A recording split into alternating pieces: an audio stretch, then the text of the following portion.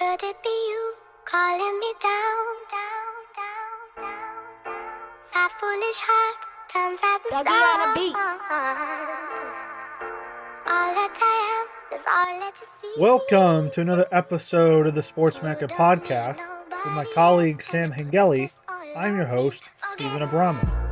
Today, we have the great privilege to speak with former 10-year Major League outfielder, Scott Hairston.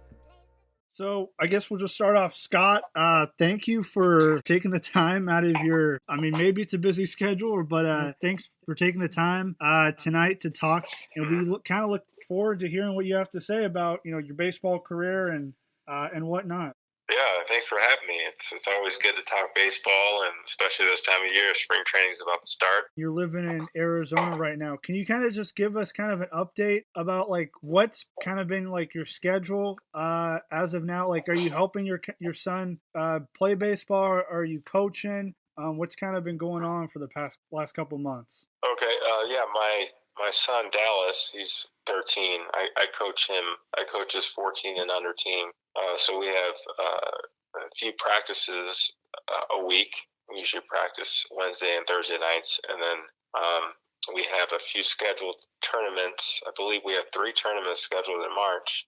We had one last weekend, and I think we're to have a scrimmage next week. But March is going to be very busy. So besides coaching, I give lessons. I give hitting and fielding lessons, so I'm pretty busy with that. I'm also a wine consultant with Scout and Cellar, so I spend part of my time during the day just getting in contact with people on LinkedIn or Instagram who enjoy wine and health, because Scout and Cellar wines, they are all natural. So yeah, I could say that I'm living a very good life because it's either baseball or wine for me, and it doesn't get better than that. Well, and then you got the weather too, man. I mean, Arizona, Sam and I, we're in Kansas City. We've had 2 straight weeks of 0 degrees. It's in snow. Man, it's been tough. I feel for you guys. I really do. Honestly, I can say that because I'm from Illinois, and they have about 3 feet of snow on the ground right now, and I don't miss that part of Illinois. Shoveling snow and not being able to play ball outside. But yeah, I feel bad for how are you guys, but the people in Texas, my goodness, they're not even used to that, and they're getting pounded. So yeah, man, it's the weather's tough, and it's tough to think about like spring training because it's not baseball weather at all. But I'll ask you a couple questions kind of throughout this podcast. Sam, I know for sure, has a lot of questions that he kind of has waiting to ask you. But I guess we're gonna just kind of start it off here with how you started playing baseball. You come from a pretty strong lineage of baseball in your family. 3 generations. Your grandfather played. Sam Hairston played for the White Sox, and then it was part of the Negro Leagues. Your father, Jerry Hairston Sr., he had a 14-year career with the White Sox and Pirates. And then your brother, Jerry Hairston, he had 16 years. It was funny. I actually didn't realize he played like every position except like pitcher and catcher. But, you really came from a strong lineage. Can I just talk about, how big baseball is in your family and how you kind of grew up watching the game? Yeah, so ever since I can remember, I was around a ball field. My dad, he played a lot of years. His career started, and he signed in 1970, played in the minor leagues, and then got his big league call. I believe he made his debut in 1973. I was born in 1980, so my brothers were ahead of me. I had 2 older brothers, but we were just around the ballpark frequently. My dad wanted to make sure that we got a chance to go in the clubhouse and on the field, and naturally we loved the game. It wasn't an everyday occurrence that we were on the field, but probably once a homestand we got on the field and maybe in the clubhouse. That really made an impact on me as a kid, because once witnessing that, you just want to get back. You want to make it your own one day. And I would dream about playing for the White Sox and being in the big leagues, and I'd be in my backyard throwing the ball to myself. It was just in my blood. You can say that because baseball is just so big in my family. It started with my grandfather, and then my uncle Sam played in the minor leagues, but unfortunately he had to go to Vietnam. And then it was my uncle John who ended up playing for the Cubs, the '69 Cubs, for a season. And then my dad made his debut a few years later after that. So I had two uncles that played. I had a dad that played. My uncle John, he had three sons that played minor league ball. None of them made it to the big leagues, but they got close. And then it came Jerry, and Jerry had his career, and then so naturally I was the youngest Hairston boy out of the group, and I heard a lot of stories growing up just at family gatherings, because my grandfather, he'd just sit down, and whenever we'd go visit him in Birmingham, he'd have quite a few stories to tell that nobody has heard before, and we'd just sit down. I usually made my way to the floor because the adults and the older boys got the seats on the couch, and I was the youngest, so I always sat on the floor by my dad. But those are just good memories that really increased my love for the game. And again, I never wanted to do anything else. I never pictured myself doing anything else besides playing baseball. I mean, I'm trying to because it's tough, man. I mean, Sam and I have played. I mean, I've played at a young age, but man, it's just having that sport ingrained in you at a young age is just definitely different. How did it feel, watching your own father on television, or just kind of watching him suit up for games every day and go to the ballpark? Like that just, it's unique because not many fathers play professional baseball. It's just so unique. It is.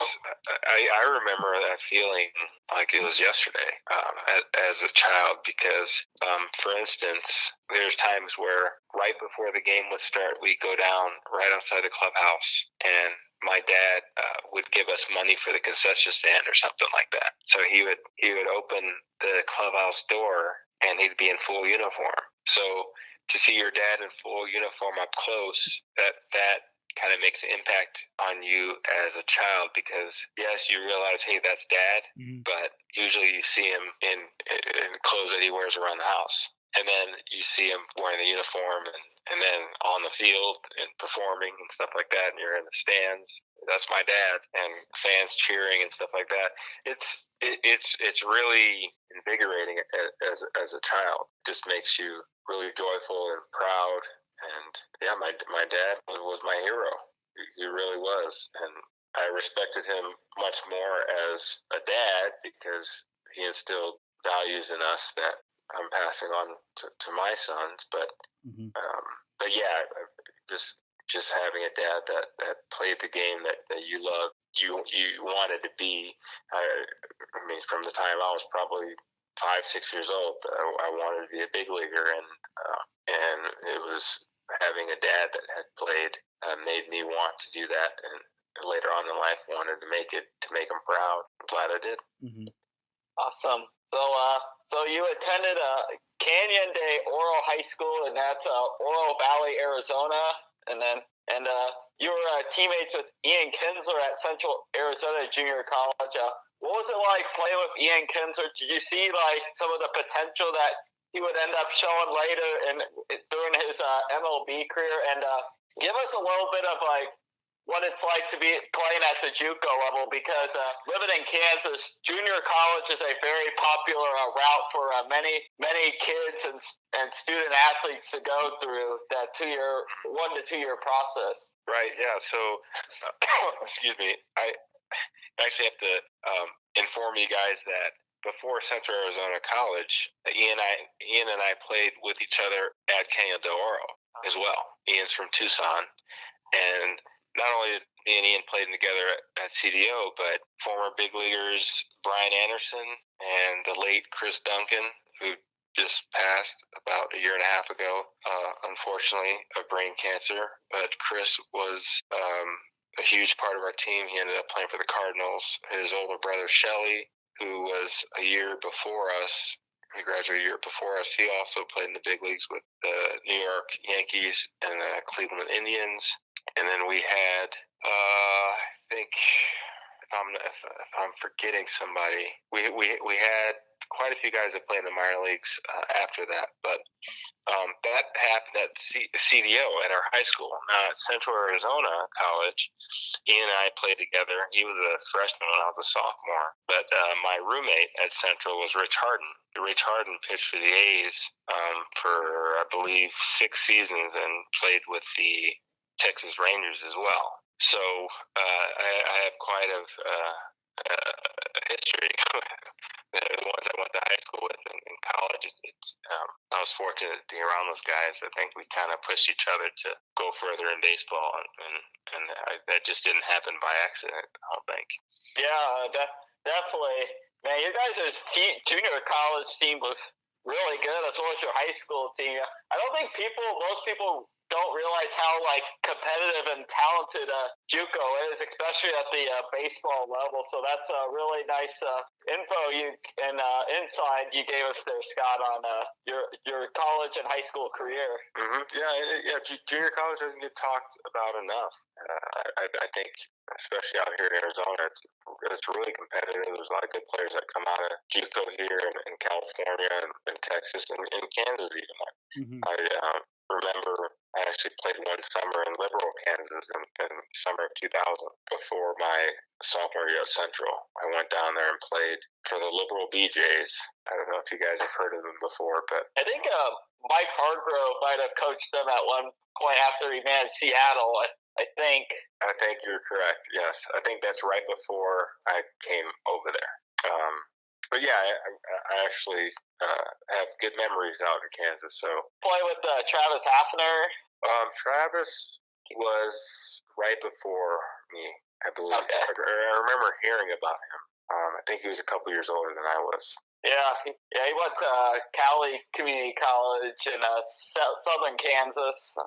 Okay. Yeah, I mean, Sam, mentioned it. Johnson County Community College is like the closest community college to where we're at. And I mean, we've had a baseball coach. I think he retired maybe last year or a year before, Kent Shelley. And while he wasn't coaching Johnson County, he was like a scout for the Royals. And he had, and throughout his career, I mean, when I was there for 3 years, there's several players that came, a couple outfielders, a catcher that either moved on to play, at a higher at a more prominent college, or entered their name, in the major league draft. And that's kind of what I was kind of segueing to. You got drafted 3rd round 2001 MLB draft by Arizona, debuted at 24. Is that correct, or was that your major league or minor league?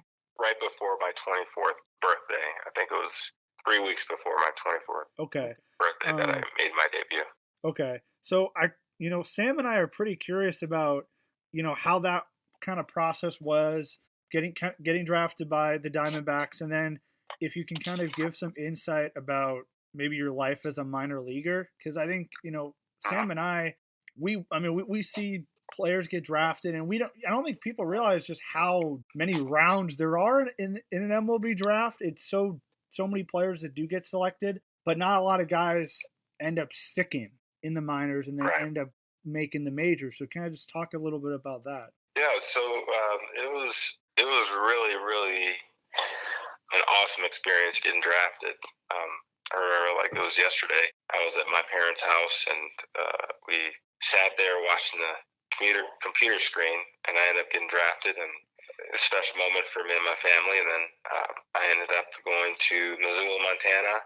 And Missoula, Montana, if you haven't been there, it's a beautiful place, but it's kind of a small town, college town, and it's a lot different than what I was used to. I went from Illinois to Arizona to Montana. So the minor league life, again, that's not something a lot of people talk about. There is a lot of travel, bus travel, sleeping on the ground of the bus. There's 8-9 hour bus rides. I think our longest one was 13 hours to Medicine Hat, Canada.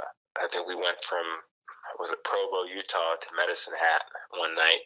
We ended up arriving like 10 minutes before game time, and we had to get dressed really quick and get out on the field. That was an interesting night. But just the minor league life, fortunately enough, I was a high draft pick, but there's a lot of players, they didn't have that draft status, they didn't receive a big bonus. And a lot of the minor leaguers that were from the Dominican Republic or Venezuela, towns like that, or countries like that, I'm sorry, they had to send their paychecks to their families because they didn't come from much. And I kind of caught wind of that. And that's not something that, again, we didn't really expect that because we weren't educated on that. So to have teammates from all walks of life, that was a really sobering experience because a lot of those guys were just fighting to provide for their families, make it to the big leagues. They were happy to be in America playing baseball, fulfilling their dreams, and they were just so, I guess the added pressure was for them to make it so they can provide. The minor leagues, the system in itself, it's been talked about recently, but the fact that the minor league players are still getting paid so little is not fair because, again, to make it that far, to make it to the minor leagues, it takes a lot of work. And once you sign that contract and that's your job and you're considered a professional, you should be paid accordingly. And hopefully that will change, but I saw some things in the minor leagues again where guys were living in 2-bedroom apartments and there's 8 players in there. And so usually that is not something that you would think that, hey, I'm going to sign a professional contract, but then I have to split rent with 7 other guys because we don't get paid enough. So, but anyway, the good part of the minor leagues was playing in front of crowds, a couple thousand. For me, I came from junior college, and the most that we've ever had at a game was probably 100 people. But to play with crowds, 6,000-7,000, that was exciting. Small towns, that's all they had really. It was their minor league baseball team. People would ask your autograph, and you had super fans that had been there since the 70s. And then in AA, we got to travel by plane, so that was pretty cool. Again, came from junior college, we didn't do that. There were some guys that came from Division I schools that wasn't new to them, but that was new to me. So that was kind of cool. And then AAA was more glamorized, bigger ballparks, a lot more fans, and players that you saw on TV that you're like, man, this guy was in the big leagues for quite some time. I was in AAA. So that was a really cool experience for me. And my wife and I had our first son when I was in AAA in 2006.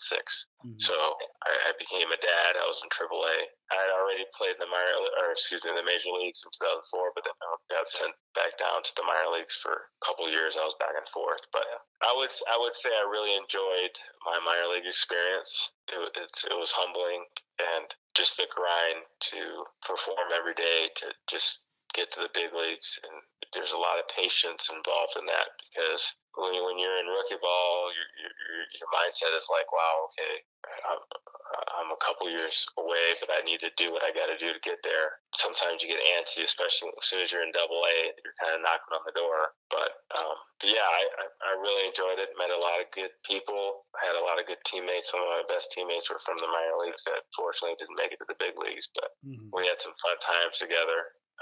Going to small town bars and living in small towns, living with host families, and just very humble beginnings in the minor leagues. Yeah, I think what you mentioned about like rookie ball, it just seems like once you start your minor league career in rookie ball, it's just you have to have a really strong mindset to be able to grind. Because if you want to compare the minor leagues to really all the other sports, basketball, there is no minor leagues in football or hockey. All these guys usually are only there for maybe a year or two, and then they're in the majors. They have their chance, but that's really not the case in baseball. You can be in the minors for 10 years possibly, but I kind of want to get just you said that you met a lot of guys and you played with a lot of guys that in the minors that didn't reach the majors.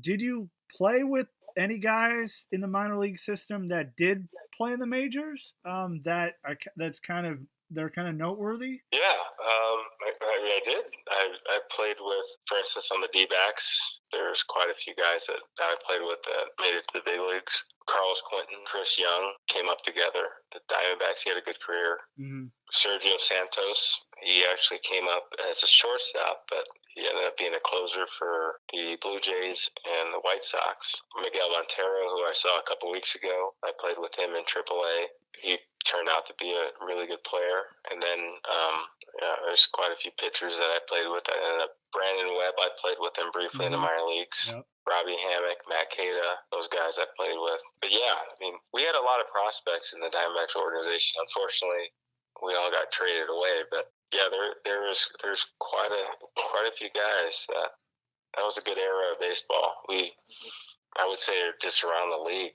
the guys that we came up with, we were able to climb the system, climb the ladder pretty quick, most of us. So it was fun. I played in the Arizona Fall League too for a couple of years. That was a good experience. I don't think the Fall League is talked about as much as it used to be anymore, but it's a prospect league. Yeah. It's out here in Arizona. Yeah, is it the Arizona Fall League? Is it? That's what it's called. Well, yeah, I know one of my dad's friends who lives down in Scottsdale. He got like season tickets one year, and he went to like every game. He told me it was like one of the most fun experiences he has watching baseball. Right. Yeah. It's interesting. I guess the fans out here in Arizona get spoiled because there's spring training out here in March and February and March. And then you have the regular season, and then in October, November, you have the Fall League. So I guess by then people are maybe baseballed out, and they realize, yeah, it's a prospect showcase league, but there isn't too much camaraderie around it where fans come out and cheer their prospects on. But it's still a good league to watch. I actually took my sons to watch a few games a couple years ago. And I believe some of the players that we watched, and I would tell them, some of the guys you're watching right now will be in the big leagues in a couple years, but they're still working their way up in the minor leagues. So, yeah, that was a fun league. I really enjoyed my minor league experience, and again, I have a lot of stories and a lot of memories in the minor leagues that I will never forget. I mean, if you want to retell some of the minor league stories, I mean, hey, we're here to listen. All right, well, I'll tell one embarrassing story, and then I'll tell a pretty good story. How's that? I like it. I guess I'm showing a little humility, but one of my most embarrassing moments ever on a baseball field was I was a second baseman. This was in Missoula, Montana. And so I was playing second base, and I caught a ball. I think there was a hit and run or something like that. And I guess it was either hit and run, whatever it may be, but I got the ball, and then the runner was between first and second. So I held the ball up, and again, this runner, mind you, this is part of the story. The runner is probably like 6'4", 6'5". I think he was like a big first baseman or something. But there's a runner on third base, so I'm looking at him, and I'm looking at the runner on third base. I'm like, okay, I can't let the runner on third base make it home. So I'm swiveling back and forth, and the guy is like backpedaling, the guy that between first and second. So I'm running him back to first base. And then so all of a sudden, the runner on that was between third and home, he goes back to third base. So as soon as he does that, I just throw the ball to where the first baseman should be at the bag. Unfortunately, there wasn't a first baseman at the bag. So I threw the ball, and then the runner kind of gives me this look like, well, you didn't know that there wasn't anybody like at first base. And he just paused, and then he just went on to second base. I had to run all the way to the wall, to the wall by the dugout. And as soon as I did that, our own dugout started busting out laughing as soon as I threw the ball. And fortunately, it was a day game. There wasn't a lot of people there, but the fans were even laughing, our home fans. And I had to run and get the ball, and the runner, obviously, that was on third base made it home. The runner that I was running back, fortunately, he didn't make it to third base. He ended up stopping at second. But that was pretty embarrassing. I was in a rundown by myself, running down a base runner, and I ended up throwing the ball to a ghost, pretty much. Just how you draw it up. Yeah, right. So that was pretty embarrassing, and people didn't stop talking about that for weeks. But fortunately, one of my favorite moments in the minor leagues came that same year, I believe it was probably about a month later, we were in Idaho Falls. This was 4th of July weekend. So in Idaho Falls, they maxed out the stadium. They probably maxed out 2,500 people there or something, which was very exciting for a rookie ball crowd. So it was 4th of July, and we're the opposing team. And so my first at bat, there's this guy on the mound who's throwing pretty hard. There was like a 3-1 count, and I was sitting dead right on the fastball, and I got it, and I didn't miss it. And the ball was carrying good that night in Idaho Falls, so it was a no-doubter. So I kind of tossed my bat a little bit, stood there, not too bad, but I knew it was gone, and had a little style with it, and just ran around the bases, and then the crowd was booing me. They're yelling, they're booing, and yes, and that. So I touched home plate, and the next time up, there's a different pitcher. They made a pitching change, and this guy threw hard too. So I get up there, and one of my teammates goes, "Yeah, hey man, we're probably gonna get hit this at bat. So just heads up." So I'm like, "Thanks." So I get up there, and the first pitch is at my neck, and I fall down on my back, and then the crowd starts cheering. And I dust myself off, and I kind of give the umpire a look, and the catcher he didn't even look at me. He was just ready to put down the next sign. The next pitch was behind me, and the crowd goes even more nuts, start cheering. And then I step out, and I look at the umpire, and I said, "Well, you're not going to say anything? You know that guy's trying to hit me." And then so he didn't say anything. The umpire kind of looked at me like, "I don't care." And then I stepped out and took a practice swing, took a deep breath, and so it was a 2-0 count. And then I stepped back in, and I just remember thinking to myself, if this guy comes anywhere near the plate, I'm going to swing as hard as I can, and I'm not going to miss it. So he threw a 2-0 fastball, belt high, down the middle, and I hit it further than I hit the first one. And I made sure that I stood there longer. And then I tossed my bat and started jogging around the bases, and the crowd started cheering. Oh. And I was rounding the bases, and the crowd was standing up cheering, and I touched home plate, and by the time I get to home plate, the manager is out on the mound cussing his pitcher out, and then he made a pitching change, and that guy was gone. So that was one of my favorite moments, but again, a month and a half before that, that was one of my most embarrassing moments as a baseball player. Oh my God. That was one of my better moments, I would say, in my career, because that's just revenge. The guy's literally trying to hit you. He missed once, he missed twice, and I think he saw me talking to the umpire and probably didn't want to get thrown out of the game or get suspended or anything like that. So he figured he should maybe try to throw a strike and the next pitch after that hit me, so it's not obvious. But that pitch that he was just trying to get over ended up in the cornfields in the back. That is one heck of a story, man. In today's game, there's a lot of controversy about players, and pitchers that end up throwing at guys once they give up a home run. Like a starting pitcher gives up back-to-back homers to a batter, and then the third plate appearance, he beans him. I know that's like a big unwritten rule in baseball and all that stuff, but like for you to bear down and hit a home run right after he tried to intentionally hit you back-to-back pitches is pretty insane. Yeah, well, I just told myself that, hey, if he's going to waste a pitch here, I'm going to be ready for it. And he better make it high or low. But, man, he threw that thing right down the middle. And I just made sure that I just didn't miss it. I mean, but, yeah, it's part of the game where he tried to get me twice. And, hey, it is what it is, pitcher versus hitter. It's a one-on-one battle. And he made the decision to try to hit me. I know his manager was telling him to do that. I didn't even know him. I don't know what type of person he was, but he missed me twice, and he paid for it. He should have hit me the first time or the second time, but he didn't. Oh my God. So I made sure that when I got it, I stood there for a little bit. And but yeah, so going back to now I'm not against hitting guys. People ask me that all the time. If you were a pitcher, would you hit people?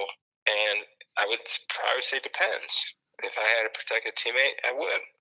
I was never a pitcher, so I've been in that situation where pitchers have asked me after I got hit intentionally, the pitcher would come up to me and say, "Hey man, you want me to hit somebody?" And every time I would say no. I would say no. I said, unless you face the pitcher that hit me, then go right ahead, because he needs a taste of his own medicine. But I said, hey man, if it's just another hitter, don't worry about it. And I appreciated the pitchers that would come up to me and ask me. But every time I said no, because I would say, hey, look, what's done is done.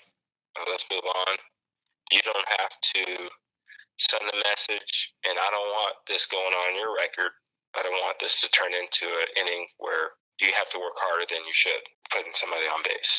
So they appreciated that too. And also too, I said I don't want another one of our guys getting hit because of me. Because if you retaliate, then you're gonna get another one of our guys. So I said, hey, what's done is done. And so you ended up after Arizona, you got traded to San Diego, and you got an opportunity to play with quite a few Hall of Fame pitchers like All-Star pitcher Jake Peavy, Greg Maddux was there, and then probably arguably one of the greatest closers of all time, Trevor Hoffman.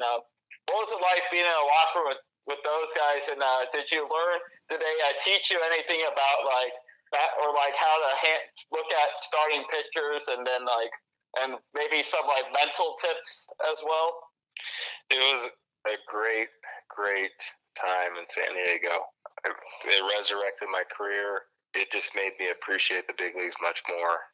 Being around those guys who I respect so much at the time and even now. I mean, those guys, Greg Maddux, Trevor Hoffman, those guys were class acts. I mean, they were so intelligent. They knew how to pitch. They were genuine guys. They were really good teammates. It was really a joy to be around them.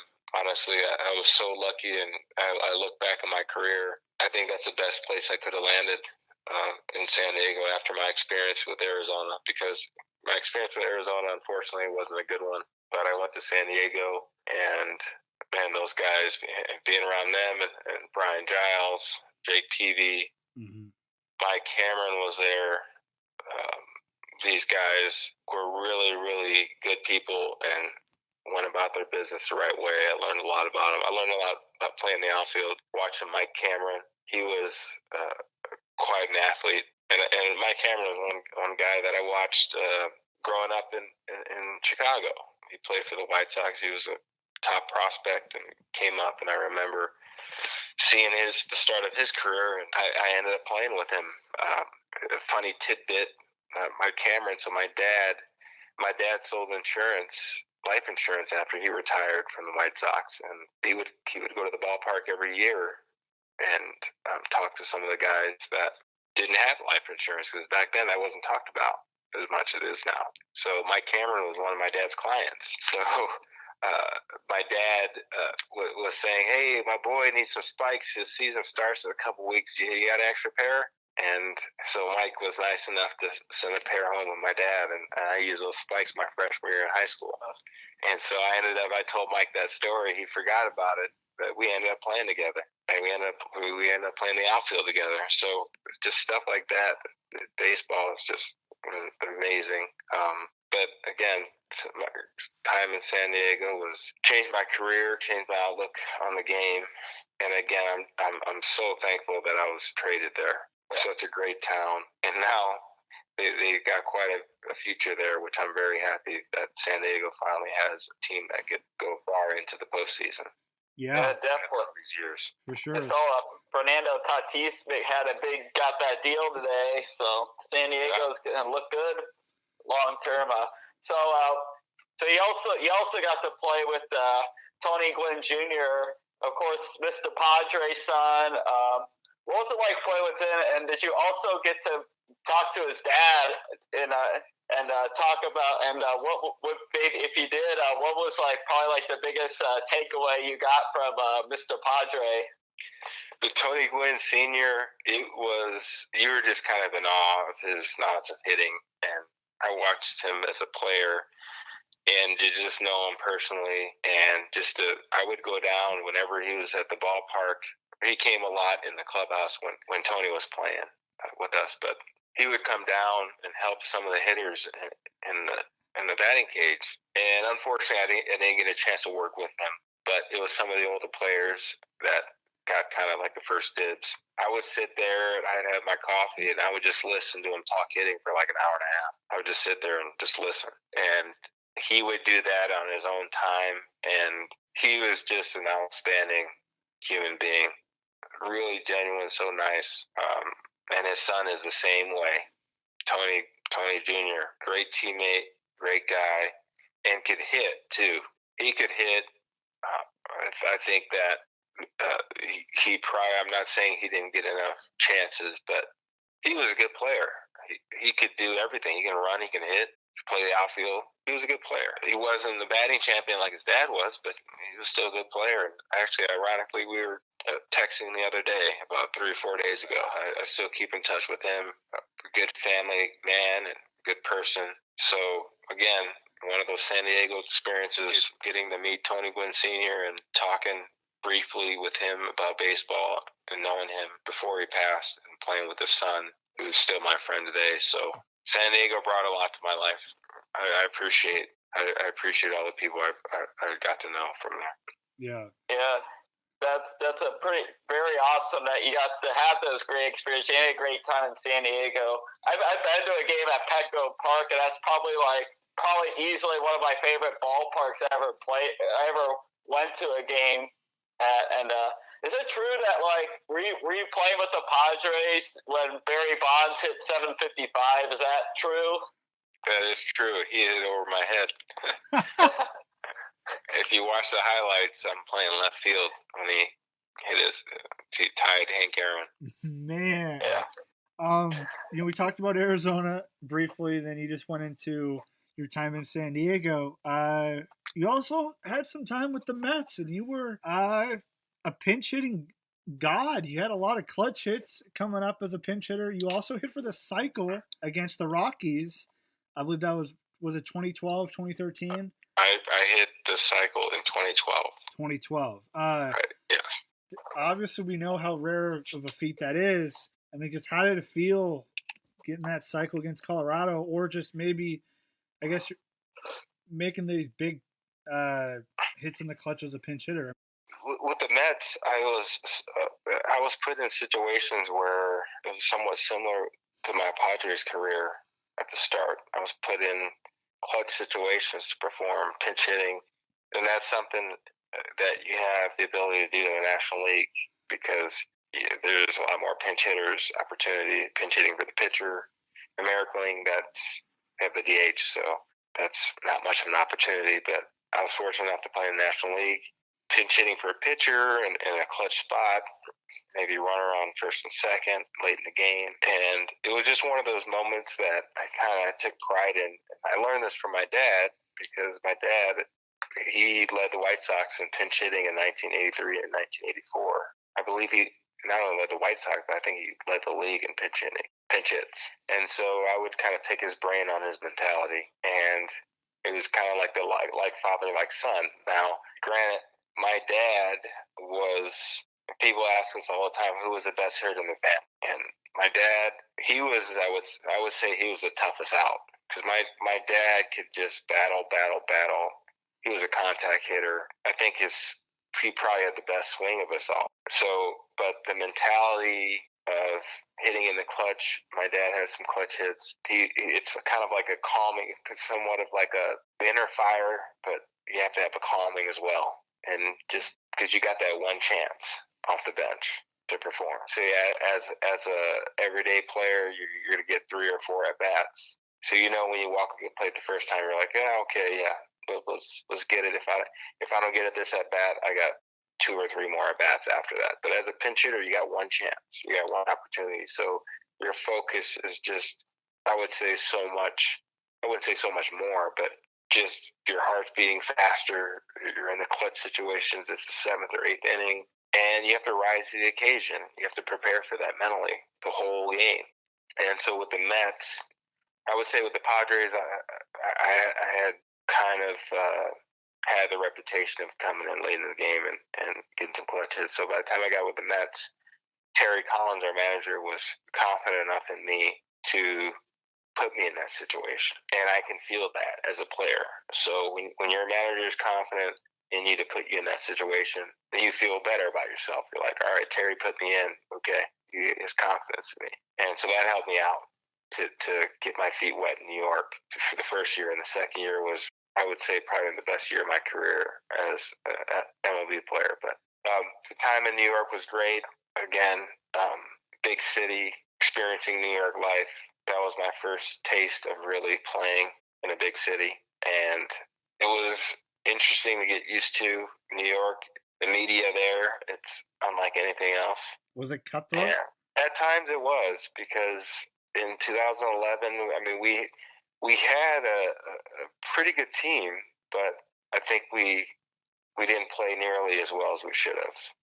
We had David Wright, third base, Jose Reyes at short, Daniel Murphy played a little second briefly.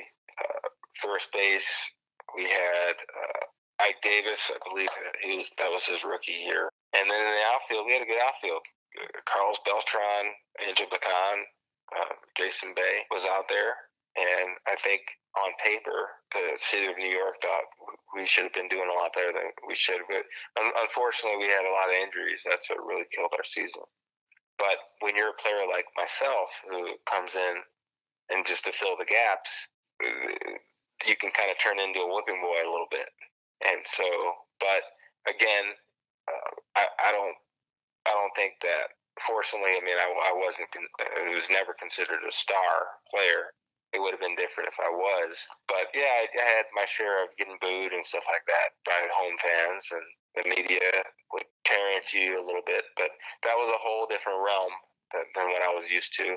But I think overall my experience in New York was a good one, because you appreciated the city, you appreciated the baseball history.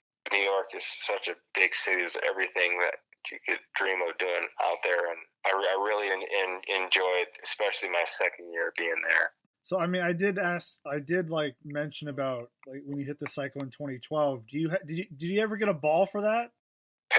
Actually, I did. One fan just sent me a ball. It was from just that game, I guess. He caught a foul ball, and he wrote me a letter. He said, "This is a foul ball from the game he hit the cycle with." And then he sent me his ticket for the game. So that was really nice of him, and I signed a couple cards and sent it back to him. So I do have it in my case. And he was nice enough to say, "Scott Hairston is for the cycle." I think it was April 11th or something like that. Put the date on it. So that was really nice of him to do that. But hitting for the cycle was, again, this is a rare situation. You don't go to the ballpark and say, "Man, I might hit for the cycle today."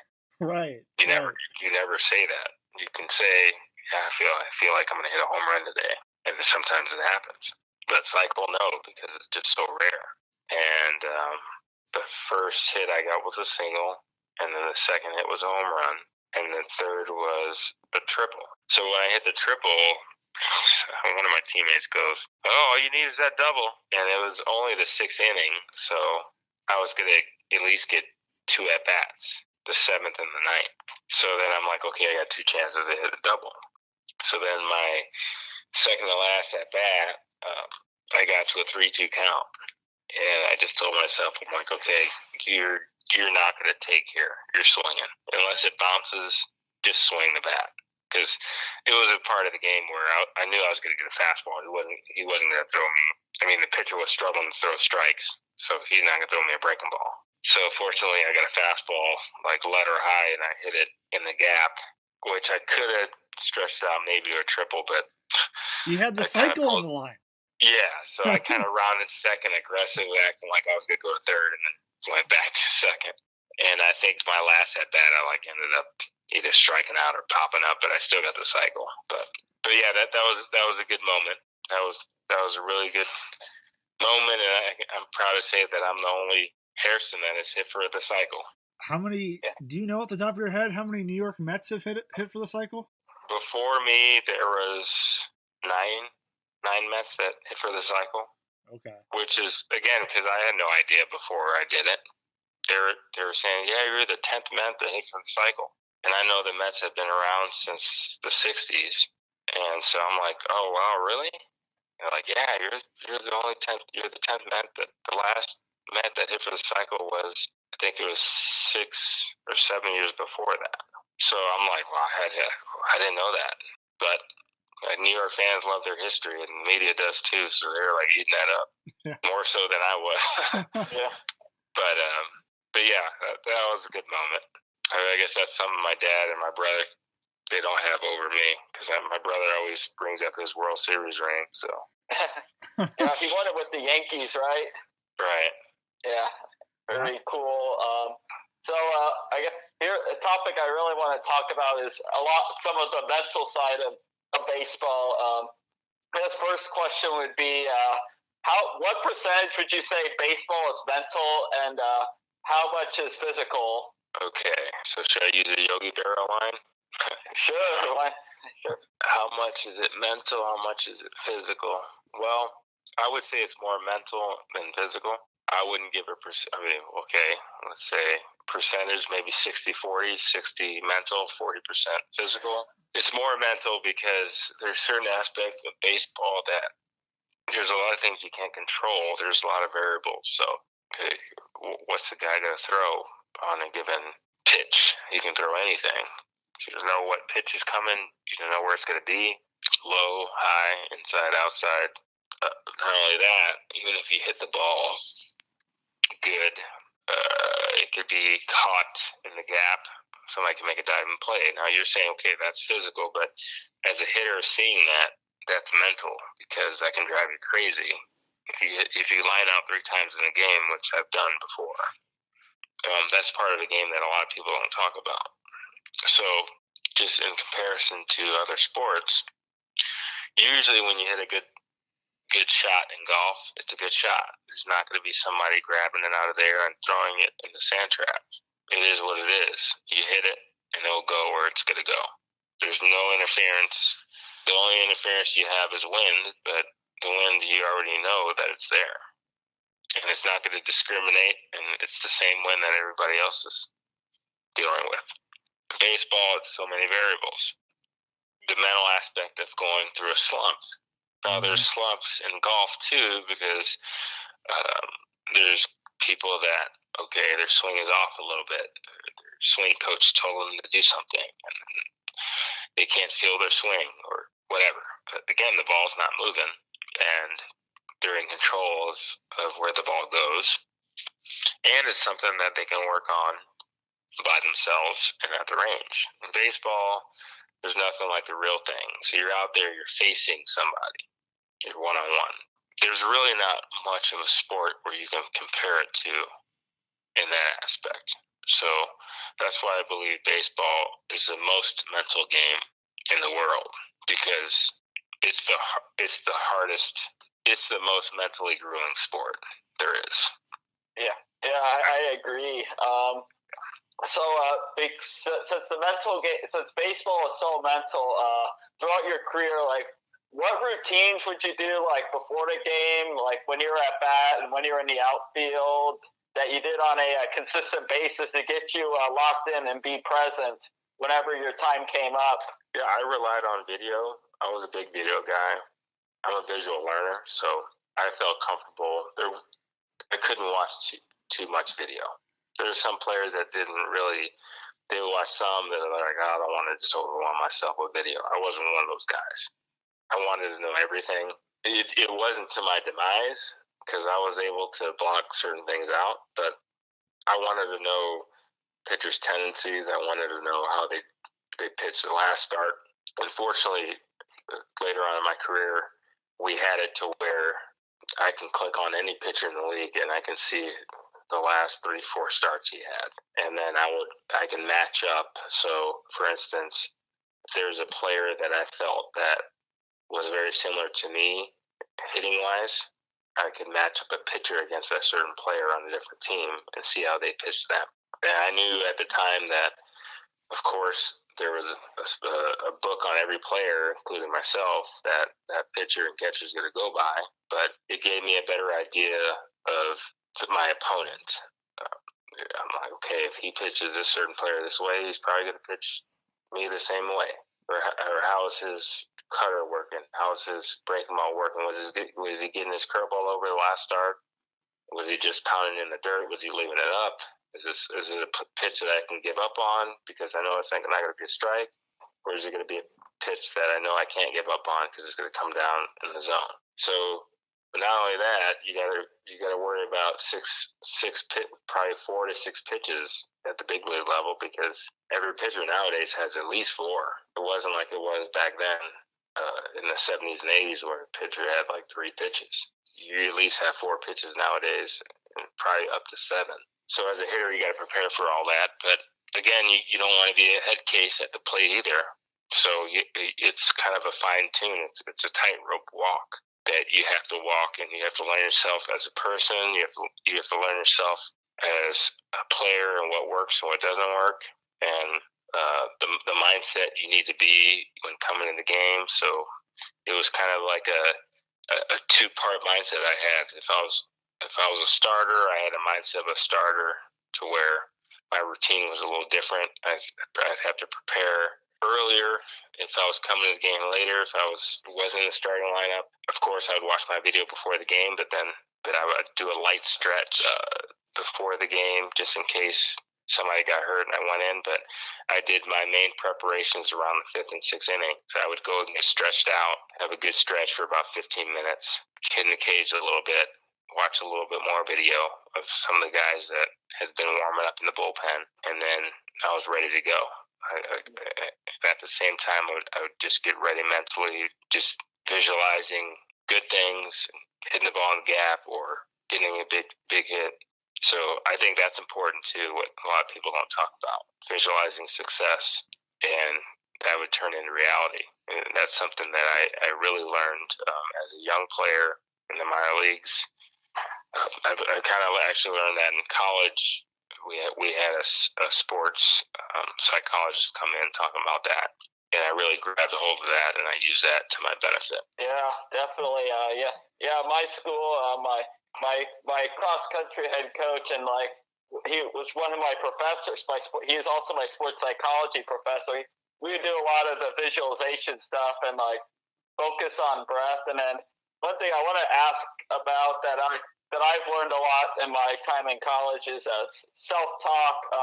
So when you hit the cycle, what was your self-talk like? And like, what was your self-talk when you came through with late hits? But also, what was your self-talk like when you had like an 0 for 4 with like multiple strikeouts? Do you like notice like the tendencies of things you would tell yourself when you're at your best and at your worst? Well, yeah. So when I hit for that cycle, there wasn't anything that I felt special that day. It just happened.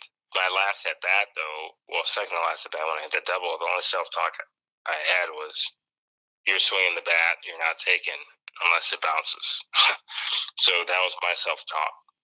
I wasn't trying to hit the cycle for that day. Now, unfortunately, I mean, I wasn't too nice to myself mentally when I would fail.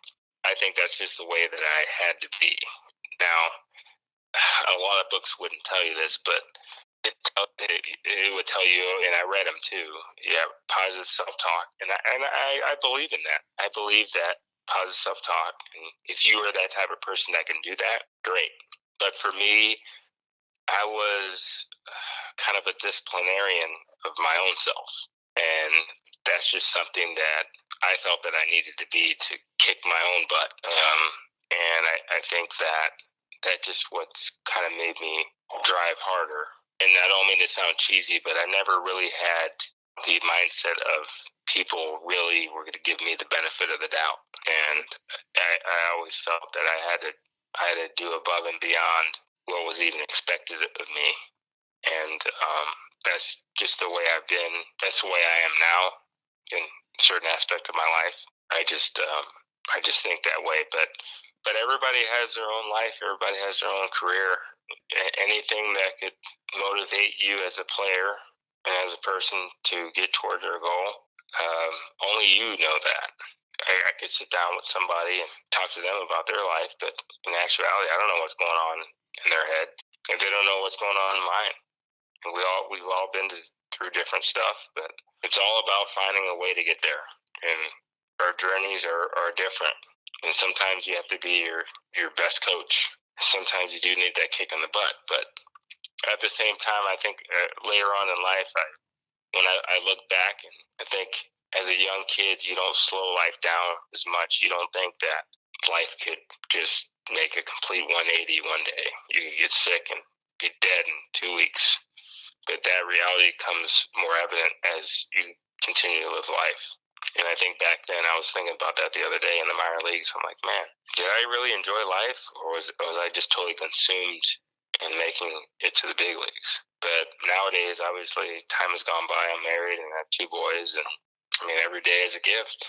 Every day is a gift, and I really enjoy life now, and I think I enjoyed life back then, but sometimes you're just so wrapped up as a young kid in what you need to do to get to your goal that you forget your blessings sometimes. So yeah, definitely.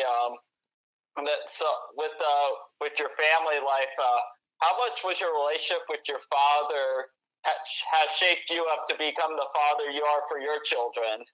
That's a great question, because I literally talked to my dad. I called him earlier today and talked to him about half an hour, and he was talking about one of his minor league coaches that he kind of took under his wing. He was a young minor league coach, and he called my dad out of the blue and thanked him for all the stuff that he's done for him, and he was just saying, well, yeah, that's the way my dad taught me how to be, and my grandfather. So we had a good father-son talk today, me and my dad. It was one of the better ones we've had in a long time. And so, yeah, I definitely tell my boys all the time about Granddaddy and what he's meant to me, and the things that I tell them is a result of what my dad told me. So, as a young boy, I remember my dad telling me, "Hey, my dad used to tell me the same things." So I'm just basically saying what I've heard, and this is how I was raised, so this is the only way I know. And then I've told my sons that. This is how I was raised, this is the only way I know, and your granddaddy will tell you the same thing. And you would probably tell your kids the same. And my dad would tell me sometimes, you may not understand it now, but when you have boys of your own, you will. And that certainly has come true.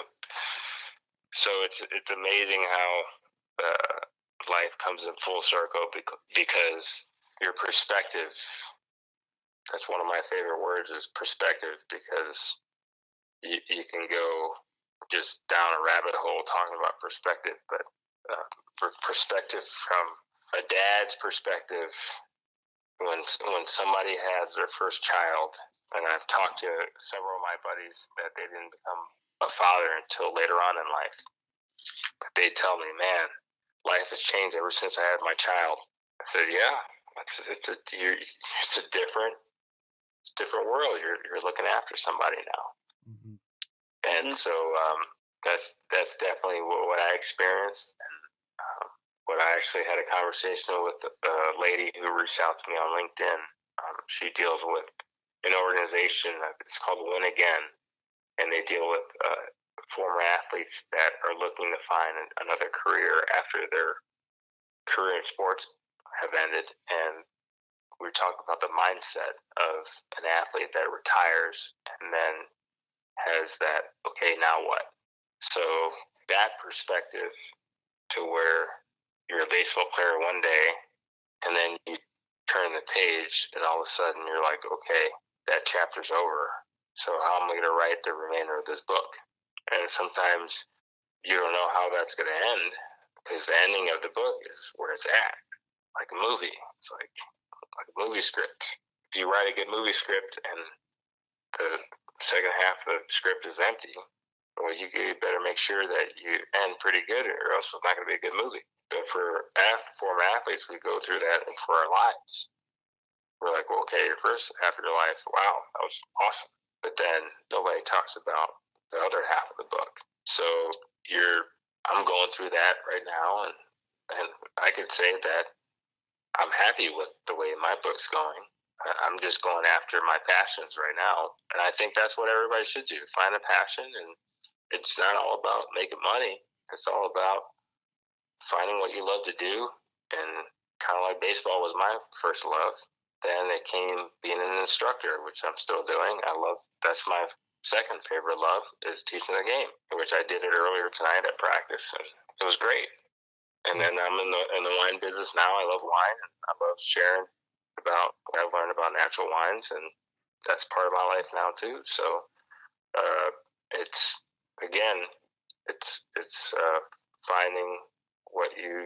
finding the joys of life, and I guess sharing it with people. That's what life's all about. Definitely. Very, very, very cool. Very insightful. You're definitely living a great life, and I hope and I wish the best for you and your family. I hope more successes come your way as a father, and I hope your kids come out to be great people as well. Oh, I really appreciate that. Thank you very much. I wish you guys the best too. Thanks for having me. It's always good to talk baseball, and it's just very, very nice being able to connect with you guys over the phone. And I haven't met you in person, but again, this is one of the spices of life. It's just sharing our passions. We talk baseball, and I know you guys have a passion for baseball, which we could relate to. And this is just really, really, really nice to share experiences. I guess it's somewhat soothing for me to think back of my career and talk and share stories that I don't really get to share with a lot of people. I haven't shared these stories with any other reporters, maybe one or two of them, but it's really nice to share these, and hopefully you guys could basically just see from perspective. That's another word, player's perspective of what he goes through in his head before, during, and after the game and after his career. So I hope you guys really got out of it as much as I got out of this. It's really nice talking to you guys. Yeah, man. Thank you for taking the time and sharing all your minor league stories, major league stories, and then just stories about your life right now. We really appreciate you taking the time. Oh, you're welcome. You're welcome. Wish you guys the best in your podcast. And in life also, other things that you guys would want to accomplish. I wish you the best as well. Thank you very much, Scott, for your time tonight. Really appreciate it, and it was really cool to hear your perspective on life. All that I am is all that you see. You don't need nobody else, and you're putting this all on me.